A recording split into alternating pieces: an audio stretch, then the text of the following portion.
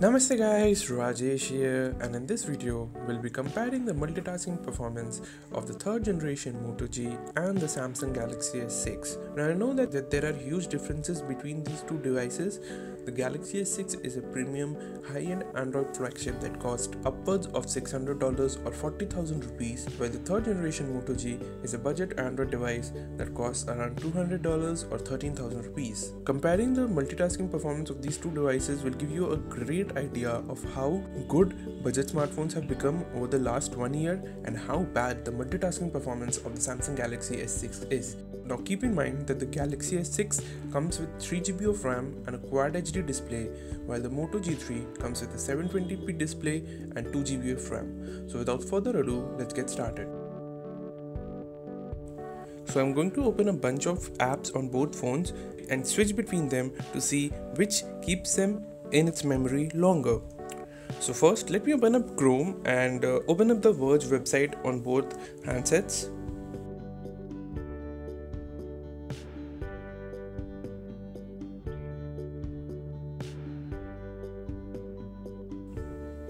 Now let me again go back to my home screen and open up, say, Solid File Explorer. It's a very nice file explorer, so if you're not using it, I recommend you to check it out. Then once again I go back to my home screen and let's say open up Google Maps.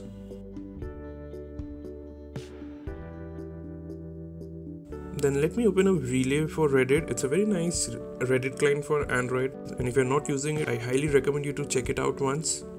I'll scroll somewhere in these apps so that I can know whether the phones are restoring them correctly or not. As you can see, I have plenty of apps open on both phones. So let me first open up YouTube.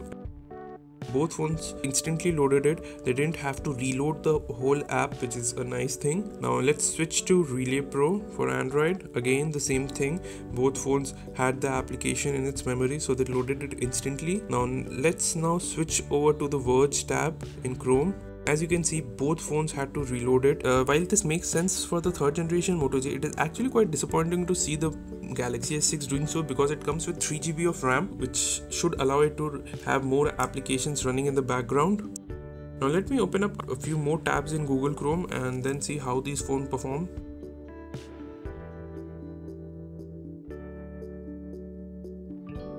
Now you can see the number of apps that I have running on both these phones. Now let me quickly open up YouTube, and as you will notice here, the Galaxy S6 had to reload the application while the Moto G3 loaded it instantly.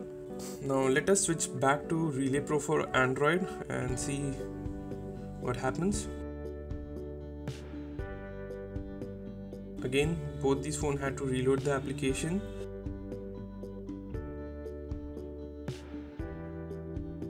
Now when I switch back to Google Maps, you'll notice that Moto G loaded the app nearly instantly, while the Galaxy S6 took quite some time. Now even if the Galaxy S6 unloads applications from its memory, it is fine if it is able to reload them faster than the Moto G, but that is not the case here.